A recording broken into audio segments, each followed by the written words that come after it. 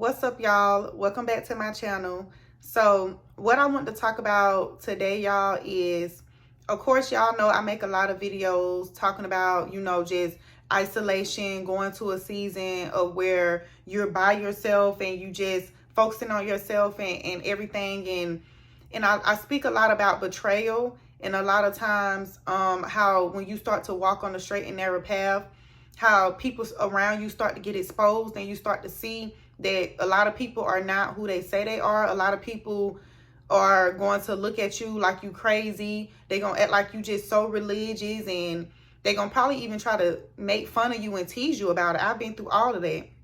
But what I want y'all to understand is, when I talk about going into a season of isolation, I don't want y'all to ever think that I'm telling y'all to go into isolation out of fear, to withdraw out of fear, or to have this mindset to shut everybody out, or all people are bad, for you to go build up walls. That's not what I'm saying. When I speak of isolation, I'm more so talking about going into a season of reset, to basically go and withdraw, to reset, to restore your faith, to become more selective about who you are allowing into your life and into your circle, to learn to trust and rely on God to send the right people into your life when the time is right. And also to withdraw, to, strengthen your discernment, to build your discernment, because from what I've come to realize is, when you start to walk on the straight and narrow path, a lot of times I feel like this is what the churches are not teaching. When you start to walk on the straight and narrow path, you lose friends. You have family members that look at you funny. People that have been in your life for a long time, you start to mirror back to them something that they know that they should be doing, that they're not doing. People start to realize that they ain't living right. And when you start to walk on that straight and narrow path, it does get lonely. And then also, God gives his people discernment. So you start to really see people for who they are. You might see your mother, the person that birthed you, for a whole different person than what you imagine. You start to see that your mother is toxic. You start to see that your mother is gossiping all the time, talking about people, backbiting, just negative all the time. Just you start to see some of the worst things in the people that you love and care about. And then when you try to tell them, and you try to speak to them and let them know, sometimes they look at you and they want to just shut you out. They feel like you judging them. So that becomes hurtful. Or even in your relationship, when you start to take a turn and walk the path that God wants you to walk, and try to do the right things, you start to see that even the person you with sometimes, the person that you doing life with, that you in a relationship with, you start to even see them for who they really are. You start to see that this person is not for you.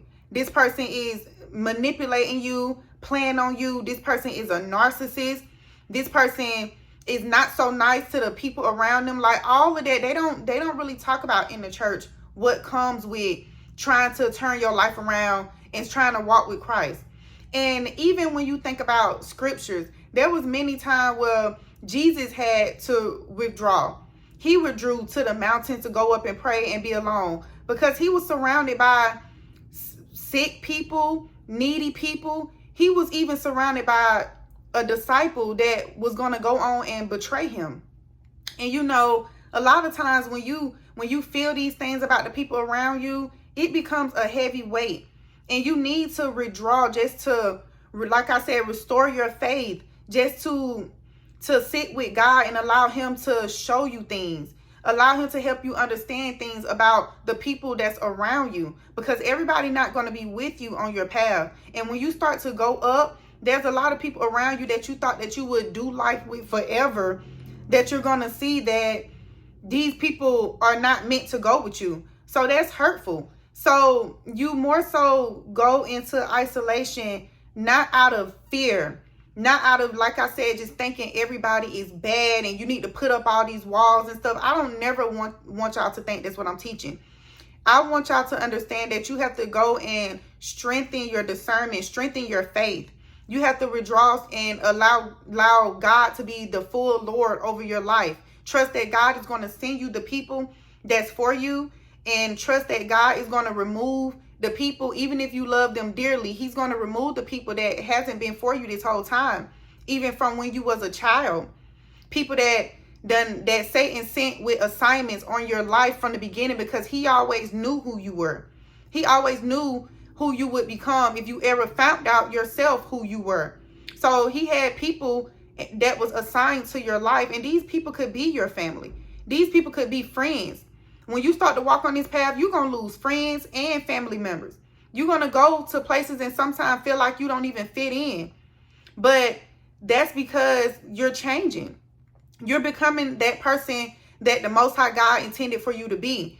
You becoming a whole new person. So a lot of things and a lot of people you're not going to relate to anymore. A lot of people around you, they not going to like you. They're going to talk about you behind your back. They're going to try to tell everybody you crazy. And even the person that you with, if you in a toxic relationship, the person that you with, when you start to change and find out who you are, this person might try to start dogging you out even more. Trying to distract you off your path even more. So you got to be willing to let people go. And you have to be willing to go into a season of isolation to reset, so that God can do a working in you, so that God can heal you and show you things. Because even with the word, y'all, it tells you with much knowledge come much grief. And that really just come from when you start to see people for who they are. Once you learn the scripture and you learn God's word, you're going to start to see this world and these people in your life differently. And it's going to grieve you, because these are people that you love and care about. These are people that you was raised with, that you never saw that. But God opened your eyes. He opened your eyes to see things. And it's hurtful, because if you're going to stay on this path, it's a lot of people that you're going to have to leave behind. It's a lot of things you're going to have to leave behind. And you have to be willing to do that no matter what. So you go into this season so God can continue to do a working in you, so that he can continue to strengthen your discernment, and you can restore your faith, and you can just get a sense of peace and clarity. So I just wanted to make this quick video, y'all, and let y'all know, when I talk about isolation, y'all, isolation is to reset. It's not to retreat and withdraw out of fear, or to just think everybody is bad, because God will send you people on your path. Satan ain't the only one that can send people with assignments. God sent people too, but it's in his timing. And a lot of us don't want to be patient sometimes, because we want things right now. We want these certain people that we want to hold on to. But you have to allow God to be Lord over your life. That means you have to trust him with every area of your life. That's with the people in your life. That's with your finances, with your career, whatever it is. You have to allow God to do his big one in your life. And you have to be confident in the fact that you know that the Lord will never leave or forsake you, or let you down, or lead you astray, or lead you somewhere where you're by yourself for the rest of your life and you just can't trust nobody and you living in fear. That's not of the Lord, and that's not the reason of isolation, y'all.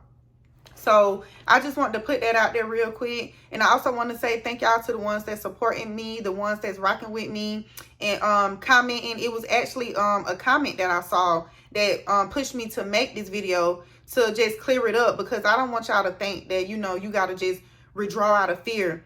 Is when you are a good, kind-hearted person, when you are genuine, that becomes draining. The amount of people around you that tries to feed off of you, feed off of your light, feed off of your energy, always calling you with something, always needing something from you, like that can weigh you down. That can weigh down your spirit, y'all. And like I said, even with Jesus, when he was healing everybody, when he was around like spiritual manipulators, a disciple that wasn't even rocking with him for real, y'all, like that's heavy. And sometimes you just got to get with yourself and the Most High God, and you have to just go deal with that with God, not with all these people around you, all the noise around you, and people constantly on you. Because one thing I do know too, y'all, when you got the wrong people around you, and people that got ill motives towards you, and that just got these vendettas or whatever against you, when you around these people, you feel it. Your body feel it. You feel drained all the time. These people, and they like to keep in contact with you. They like to keep trying to reach out to you and stay and intrude into your life and infiltrate. That's what they want to do. So you have to retreat and go in isolation to reset, so that you can get the clarity that you need, so that you can see what it is God is trying to get you to do. So thank y'all so much to the ones that's rocking with me. I ain't gonna run this video on too much longer. Y'all be sure to like, comment, and subscribe. Turn your post notifications on. I love y'all so much, and I will see y'all in my next video.